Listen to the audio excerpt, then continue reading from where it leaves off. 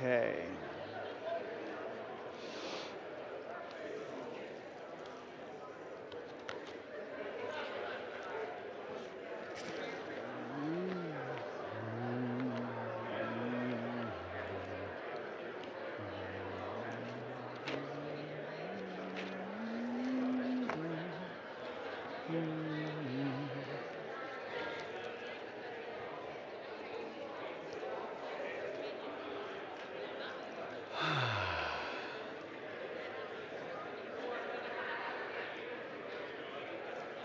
Good morning. If you are here to learn about biblical chronology, you're in the right place. If you want to learn about something else, you're in the wrong place. I wish you Godspeed in your quest for something that you want to learn. All right. So I will apologize up front to you today because I did not have the ability to make a PowerPoint for you this week, but I'm also covering just a teensy bit less, which means I can talk slower. So there you go. When we started this class, we started with the year of Emperor Nero's death in AD 68. And briefly touched on the rest of the Apostle John's lifetime, which ended about the year 100. Now we're taking another step back in the historical chapters of the New Testament into the reign of Emperor Nero, who ruled from October AD 54 to June AD 68. Nero ruled from October AD 54 to June AD 68. When we are in the New Testament talking about Roman history, it's actually pretty easy to mention months. And if I wanted to, even dates and days of the week. Although that just gives you more to forget. However, you'll notice that as time goes on, that specificity will necessarily wane. But here, right in the heart of the early Roman period, we have a lot of specific dates because of the volume of Roman historical material. But if one accepts that the New Testament documents were all written by their traditional authors, then around 60% of the New Testament was written during the reign of Nero alone. And more, if you'd want to argue any of John's 5 documents as predating AD 70. So, the overwhelming bulk of your New Testament comes from this emperor's time. Now, this includes Hebrews, whose technically anonymous author is most uncertain. The letters from Peter and Jude, the book of Acts, the 2 or possibly 3 of the other apostolically linked memoirs of Jesus' life, the ones that predate John, that we call the Synoptic Gospels, and the majority of Paul's surviving letters, all come from just within the reign of Nero. The earliest document that we can date most certainly to within Nero's reign is 2 Corinthians. 2 Corinthians' discussion of Macedonian believers is frequent. Macedonians are mentioned in chapter 1, chapter 2, chapter 7, chapter 8, and chapter 9. Couple times in chapter 9. And his preoccupation with the Macedonian church in this letter suggests that Paul wrote it in his third and final missionary journey when he was able to respond to, I think we still have a song in our minds that refers to the Macedonian call, right? And there was this point in Paul's final missionary journey where, let me silence my phone. How rude of me, interrupting myself like that. What a shame. Well, anyway, as Acts describes it, his plan was to go to Macedonia, spend the winter in Greece. We'll talk about that in a second. Then go back to Macedonia, then go back to Greece, and have the Christians there send him on his way to Jerusalem. Complicated, but he really wanted to keep connecting with the church in Greece. Now, after the whole thing went down that caused 1 Corinthians, the bad news from Chloe's household and this kind of thing, Paul altered his plans. And so what we have laid out in the explanation of 2 Corinthians in chapter 1 is that Paul skipped an additional opportunity to visit Corinth again, and instead of backtracking to Macedonia from there, just went straight to Macedonia. Due to concerns that the particular visit would not go over well, he just saved them again till later. After a brief time in Macedonia, Paul did return to be with them in Achaia for 3 months.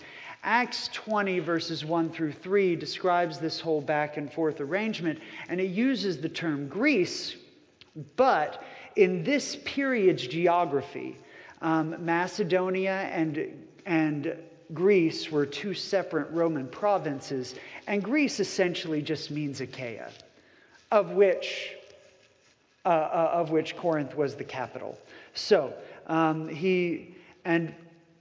the fact that he went back to Corinth is bared out, as you will see. But by the end of his 3 months in Greece, Achaia, Corinth, Paul was trying to finish his final missionary journey and get back to Jerusalem before Pentecost, which happened every spring at that time between May and June. Now I think it cycles with our adjusted calendar, I think it cycles between March and April or something. But back then, it used to cycle between May and June. Acts says he was in a hurry, but Acts chapters 20 through 21 mention multiple stops and various travel days that add up to over a month getting back to Jerusalem. So we can reckon then that Paul wrote 2 Corinthians just before his 3-month stay, approximately 5 months prior to Pentecost. 1 month to get to Pentecost, 3 months with the church in Greece / Corinth, Achaia, and then let's say a month or so, maybe a few weeks he spent in Macedonia on that first stop. That would put 2 Corinthians being written in December or January of a given year, or of given years, the changing of years, but what years? Probably AD 54 to 55. December AD 54 or January to January AD 55. Plausibly 55 to 56. But that's dependent on the dating of 1 Corinthians, which we'll address in a later session. And since Paul wrote the book of Romans during the 3 months he was wintering in Corinth on his final missionary journey, we may date the book of Romans as having been written within 3 months or less of 2 Corinthians. These letters are written very close together, and so we would have Romans at the very beginning of AD 55 or AD 56. Now, Nero Claudius Caesar Augustus, that was his full name, had only been emperor for a few months when this literary time period that we're talking about was happening. He would have just turned 17 in December of AD 54. His mother, a horrid woman, horrid. I cannot stress that enough. She was terrible. His mother tried to be the primary caretaker of his imperial responsibilities at this time, but Nero's early political motives were also shaped very intentionally by his tutor, a philosopher and historian and poet named Seneca, and by Nero's friendship with a high-ranking military official named Sextus Afranius Burrus. Seneca and Burrus worked together to use Nero's power to try to shape the emperor, to be a good leader, and to try to shape policy in Rome. One of their big political campaigns was advocating for the humane treatment of slaves. I'm not sure how far their message lasted and touched life outside of Rome, but such ideals would have complemented some of Paul's instructions about masters and slaves in the early 60s, right? So Seneca, who was personally invested in the philosophy of a virtuous life, wrote Nero's speeches for several years into his reign. So on the public side, Nero sounded very good, very down-to-earth, very upright. However, Nero was, in practice, dangerously self-obsessed, and even though he was initially publicly popular, on the one hand, for instance, he restored years' worth of lost power to the Roman Senate, gave them all kinds of abilities that emperors had before him had slowly just kind of gathered to themselves.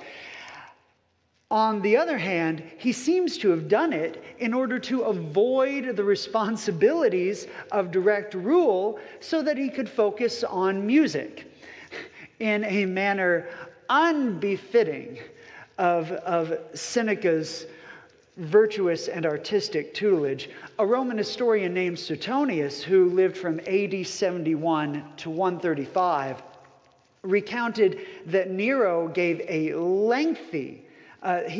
multiple lengthy and unenchanting vocal performances where no one was permitted to leave early. And pregnant women had been forced to go through with their deliveries during the performances, and men died from falling asleep while sitting on walls. And they got tired and they just, fell to the ground, but it was far enough that they died. Of course, Acts 20 records a parallel experience about a certain apostle, who I won't name, who preached all night and put somebody to sleep, and he fell out of a window and died. But that story ended in resurrection. Everybody that died, the story of everybody who died in Nero's performances, ended in a burial. So a much less happy story, right? Nero also learned from his mother's paranoia. She had actually killed Nero's imperial predecessor, Emperor Claudius, by feeding him poisoned mushrooms. While Paul seems to have been wintering in Corinth in February AD 55, Nero followed suit and poisoned his stepbrother. Emperor Claudius's natural-born son, Britannicus, in order to reduce any threats to his rule that would be based on his unpopularity. Right? Britannicus was a more normal kid. So he had to go. But at the same time that Nero was beginning to be just some of the problematic ruler that he would become, Paul was writing to an existing congregation of Jews and Gentile Christians, probably established by Peter, in the very same city where this was all going down, right? In the city of Rome. He was writing to them about how to regard the law, salvation in view of the gospel, how to view each other. Meanwhile, the emperor is poisoning his stepbrother, right? And among his instructions on how to live in a compelling way before those who could still be persuaded to belief, the Spirit inspired him to write these words: For rulers cause no fear for good conduct, but for bad.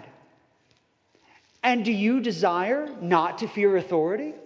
Do good, and you'll have praise from her, for it's God's facilitator to you unto good. But if you do bad, fear, for it does not bear the sword in vain. And so Romans 13 continues, right? Now, Paul was speaking generally at the time, but Seneca and Burrus's positive work on Nero and his public image and his policies would have been a great case in point at the time. The Romans could be reading Paul's letter, and they could look up, and they could have confidence in the point that Paul was making, which was that Paul wanted them to take to heart that the reasonable ethics of public civic authorities were to be regarded as one of God's instruments upon the church. Paul was not whitewashing Roman politics. I feel confident that even if Paul had not been divinely inspired, he wasn't naive. He understood that political corruption was a reality. He was intimately aware of the constant reality of personal sin and interpersonal harm.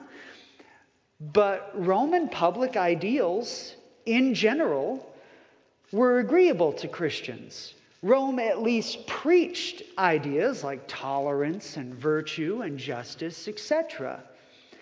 I get the impression that Roman civic life is pretty comparable to the interplay between ideal and corrupt practice in public life today. You know, we can watch somebody be accused of perjury on television in a court of law and then watch a presidential candidate lie through his teeth. Like they just coexist, right? Paul's aware of this. And Christianity is absolutely meant to be understood to extend to normal public life and conduct. Paul was encouraging them to embrace what was already in their daily lives that could help them live in an upstanding manner called for by the gospel of Jesus Christ. And he appealed to this image that the authorities did not bear the sword in vain. That was not detached imagery. The executions that could result from criminal prosecution were normally carried out with a sword in Roman policy. And as of AD 55 or 56, there's no evidence that Christians needed to widely fear those swords for any other purpose than the God-given inducement to good behavior that Paul was describing here in Romans 13. I think it's fair to say that Paul was encouraging a life that was beyond the need for swords, right? A blameless life. This is what he advocates for. But for imperfect people like me, for imperfect people like us, the appreciation of potential punishment can be a meaningful deterrent. I would love to be able to claim that I live such a life that I never have to be told what the rules are. But I don't. And neither did the Christians in Rome in the halfway through the first century AD. And neither do we here in Bellevue in the 21st century. So, ain't nothing changed. But Paul did not want us to ignore the facets of daily life that can help us behave. You know, that's what he's getting at here. Now, so we have 2 Corinthians, then months later, we have Romans. It is possible that within the year, Matthew wrote his gospel. Matthew is the last book I'll mention today, Matthew's memoir of Jesus' life. You'll remember last week in reference to dating Revelation, we mentioned a guy named Irenaeus. He grew up in Smyrna for almost the first 20 years of his life, it seems like. He and several others preserve an understanding that Matthew wrote his gospel while both Peter and Paul were still alive. That is certainly the case in AD 55. It will get there with more detail, but it ceases to be the case in AD 64. So Matthew has to be written within the same year as Romans, as far as 64. That's our window for Matthew. And maybe. But although there are varying traditions about Matthew's broader ministry, there's a tradition that he went down to Africa. There's a tradition that he ended up in Egypt. It's actually pretty conflicting. The particular circumstances around the writing of his gospel memoir are easier to reconstruct because of the consistent understanding of the early church that he wrote it first in Hebrew, not in Greek. Papias, who lived from AD 60 to the year 130 or so. So within the first century and a little after John. Papias wrote, this is recorded by Eusebius, so then Matthew wrote the oracles in the Hebrew language, and everyone interpreted them as he was able, because Hebrew, good skill in Hebrew didn't travel very far out of the Judean heartland at first. But in any case, Irenaeus, again, AD 135 to about 202. Matthew also issued a written gospel among the Hebrews in their own dialect while Peter and Paul were preaching at Rome and laying the foundations of the church. Even before Irenaeus about 20 years after Irenaeus was born, Origen was born. He lived about 50 years past Irenaeus. He wrote among the four Gospels, which are the only indisputable ones in the Church of God under heaven. I have learned by tradition that the first was written by Matthew, and we'll argue that point, who was once a publican, but afterwards an apostle of Jesus Christ. And it was prepared for the converts from Judaism and published in the Hebrew language. Now, of course, we're getting farther and farther away now, but Epiphanius, this is interesting. If you look up, the early Christian writers, Epiphanius will not be a name that you see. He is considered a heretic now. But he lived from 310 to 403, and he was a critic of Matthew, but still understood this and had this to say. Now, in what they call a gospel, according to Matthew, though it is not the entire gospel, but is corrupt and mutilated, and this thing they call Hebrew, and he just carries on. He is deeply offended that the gospel was written in Hebrew. Early Christians increasingly struggled to get along with Jewish people as more and more of the church became Gentile. But then the latest witness that I think I can include is Jerome. He lived from 347 to 420. And he says, I'm skipping a paragraph, about half of a paragraph here. Pantaeus, ... found that Bartholomew, one of the 12 apostles, had preached the advent of the Lord Jesus according to the Gospel of Matthew. And on his return to Alexandria, he brought this with him written in Hebrew characters. So, a consistent, like an unusually consistent early Christian memory that Matthew was written in Hebrew. And this explains why there are moments in Matthew that are explanatory. I am trying to find out, I can't remember off the top of my head, But I believe that when Matthew mentions the word Emmanuel, in fact, I've got time. I'm just going to pull up Bible Gateway real quick and find it because I failed to write down the verse. Emmanuel. Wi-Fi is so cool.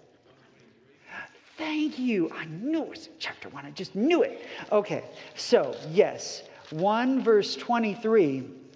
Why on earth would a gospel, particularly written for Jews, have the parenthetical statement, which means God with us? Look, the virgin will conceive and give birth to a son, and they'll name him Emmanuel, which means God with us. Every single person who spoke Hebrew knew precisely what that meant. But what probably happened was that when Matthew went ahead and translated it into Greek, he went ahead and added translations for the words in the Hebrew version that he thought a wider audience would be least likely to know, like a technical name from the Messiah based on the Old Testament. And so there are these moments where you can tell that Matthew did things he would not have needed to do for a Hebrew-speaking audience, but he did them anyway because the gospel didn't stay in Hebrew, right? And by all accounts, he translated it.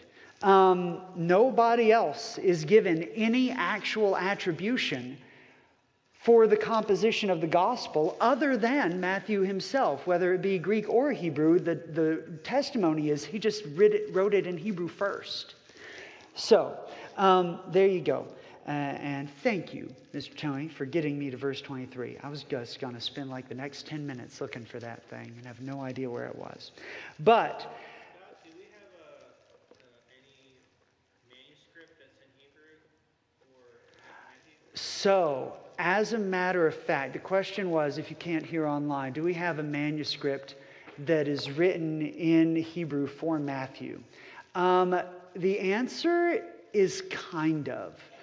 But it is super late. Let me try to find, here it is. Okay, so there is, I think this dates to, there is a 14th century version of Matthew, okay? 14th century AD, right? Now, the thing is, this thing does not exist except in pieces. It has never been published to my knowledge. I found the article of the guy who knows about this, and he said it's going to be published in a book, but I didn't find the book. It's very common when an article writer says it's going to be in a book soon. That means sometimes within the next 2 decades. So, yeah, not holding my breath. But in any case, there is a writer called the Evem Bohan, and it was written by a medieval rabbi named Shem Tov as a polemical treatise against Christianity. And he extensively uses Matthew in Hebrew. However, it is not, let me see if I can find the sentence so that I don't misquote this. Tra-la-la-la-la-la-la-la. Here we go. The kind of Hebrew in which it was written is just what one would expect of a document composed in the 1st century and preserved by Jews through the Middle Ages. It is not Greek translated into Hebrew. It just doesn't work. There are word plays in the text of Matthew that Shem Tov quotes that simply don't translate in Greek. So they could not have, it wouldn't work if this guy, this medieval rabbi, had the Greek text of Matthew, translated it into Hebrew for his fellow Jews, and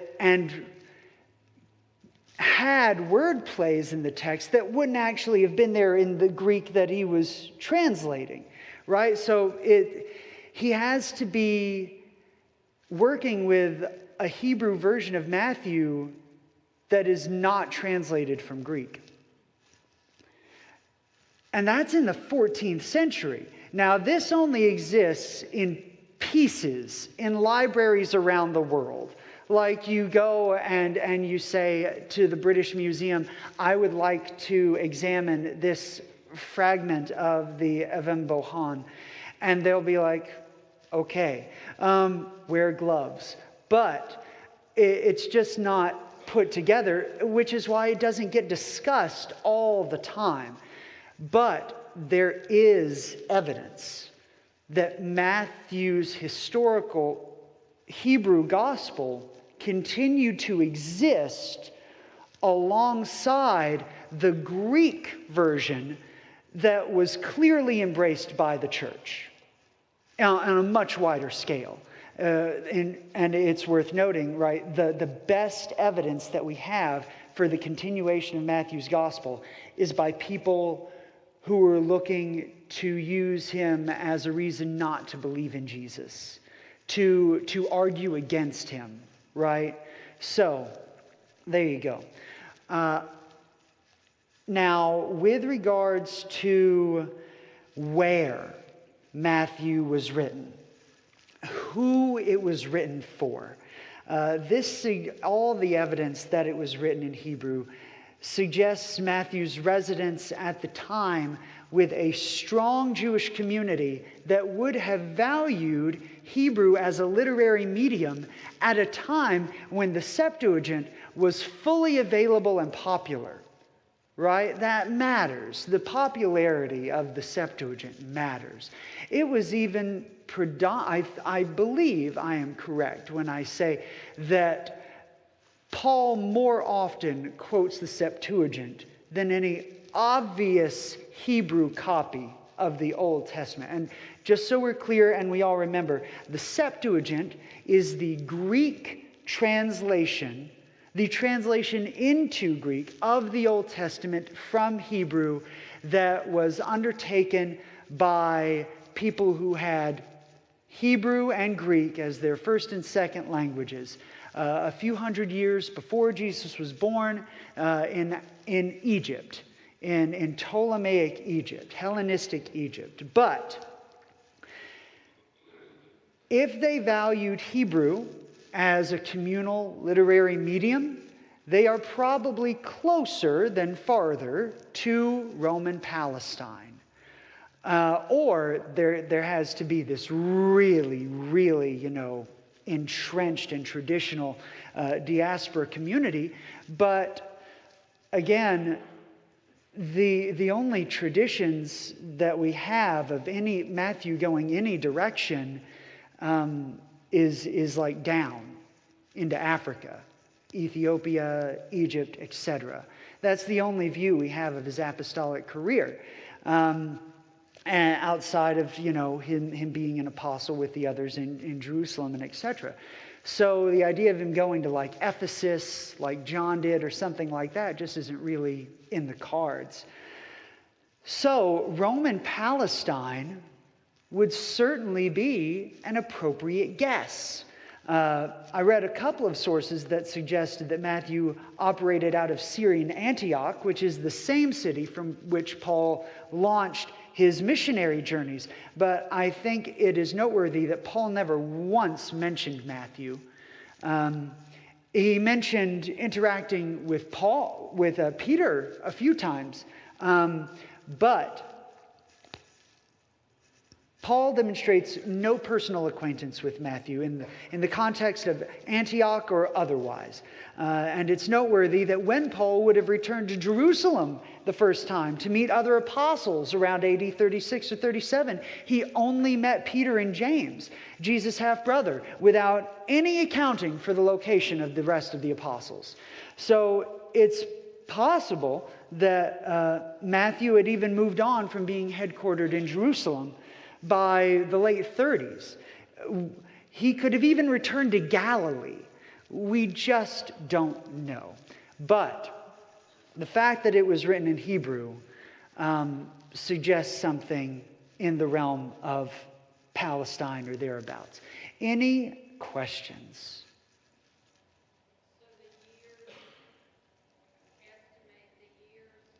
For Matthew's gospel, it's a window of maybe 55 to 64.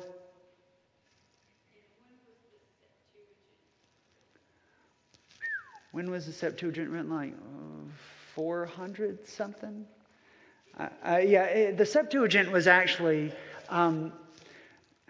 it didn't appear in 1 year. The Pentateuch seems to have been the first part to have been written, and then other books were added.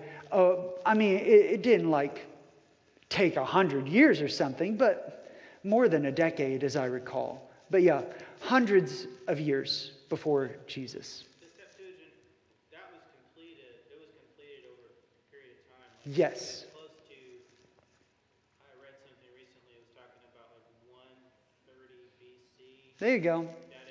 So finished about 130 BC with everything that it included. But started Yeah. in the 300, 400 maybe. Yeah. So there you go. Cool beans. Yes, sir. There's some school thought that Mark wrote his gospel first, and then Matthew may have, I don't want to say plagiarized, but Oh, the Holy Spirit plagiarized. I don't like spoilers. It's why I no longer have good feelings towards movie trailers. But I will give you a spoiler. I do think that Mark was written first.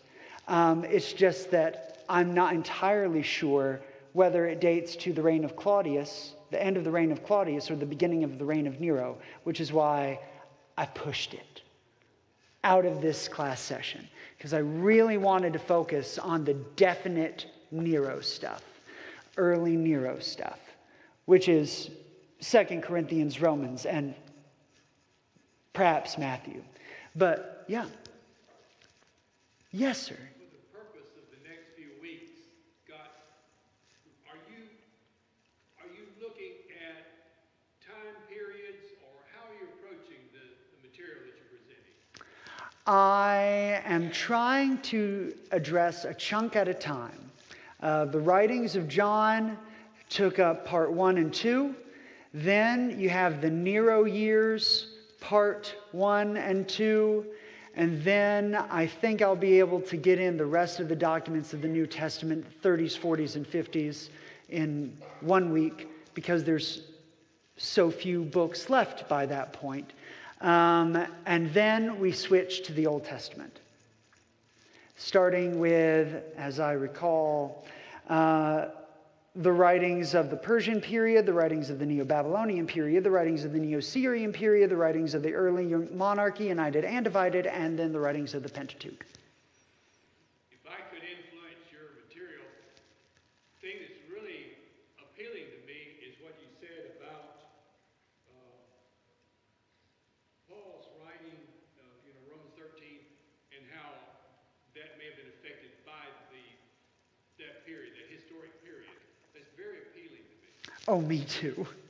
Me too. But the fact is, much like archaeology and a single potsherd, there is an entire world behind every moment of Scripture, and we simply cannot represent it all.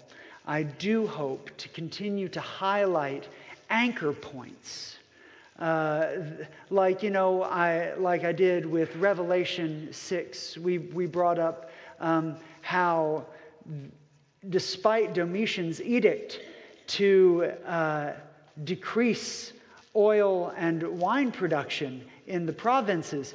The audiences of Revelation were living in the province that actually lobbied for an exemption. And they continued to suffer grain-producing shortages so that their cash crops could survive. And these there are theoretically helpful anchor points. Doesn't mean that they're absolutely certain and definitive, but I hope that we can continue to address those all along. But there is, for every verse in the Bible that describes the Christian experience at the time, there was a whole day or week or month or year behind it. And that's a lot of stuff. Other thoughts or questions? One more, I don't Yes. monopolize it. It came to my attention that sometimes a name will be mentioned in the writings, and then the place where this person comes from, because of maybe some prejudice or preconceived notions about places, and of course, I think we could point to Jesus of Nazareth, being a prime example of that, but other names mentioned and people, the places where they come from identified. And do you find that to be significant as far as maybe some underlying ideas of who this person was? Well, it could be, right? Identity by geography was a reality, just as it is today. If I say I'm an Alabama boy, that means something to everybody who's born in Tennessee, right? Right? I mean, it just ain't nothing changed. But and so while somebody might react to the phrase Jesus of Nazareth by saying, can anything good come out of Nazareth? Paul was quite keen to say that he was a citizen of Tarsus of Cilicia. Right? Cities have different pedigrees in the ancient Roman world, but sometimes it's just, where you're from. You related to them Paducah Smiths, right? Or you related to the Jonesboro Smiths. Sometimes it's just identifiers, and other times it is something between an insult and an honorific, just depending on who's talking about it, right? It's just part of the reality of daily life that where you were from played a role in how you were conceived by others. Yes? That Paul quoted the Septuagint, does that tell us something about the Pharisees of the time? Well, Their principal text? I have I'm going to be honest with you. I have an entire book with every extra-biblical historical record of the Pharisees' primary source, and I have never read it cover to cover.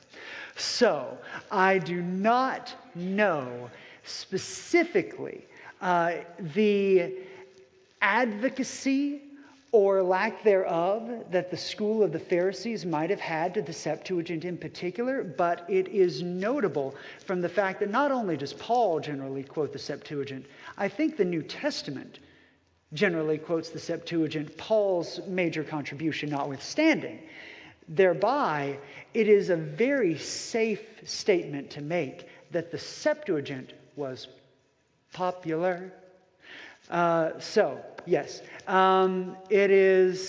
it was around. It was in the synagogues. It was in the hands of people that were traveling from Judea into Aegean space, Asian space, all of these kinds of things. And it worked. It worked in translation. Greek was the lingua franca of the day. And,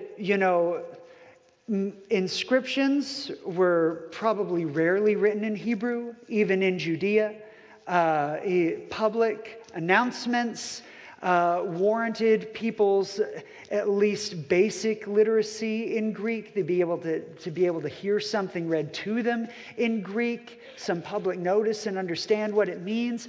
It was, I mean, how many countries can you go to in Europe now and they just know English, right? It is a mistake to transplant America's linguistic battles into the heartland of Jewish space in the first century, or imagine something like it. Greek was an established language in daily use, and that extended to biblical reference very clearly. Any other thoughts or questions?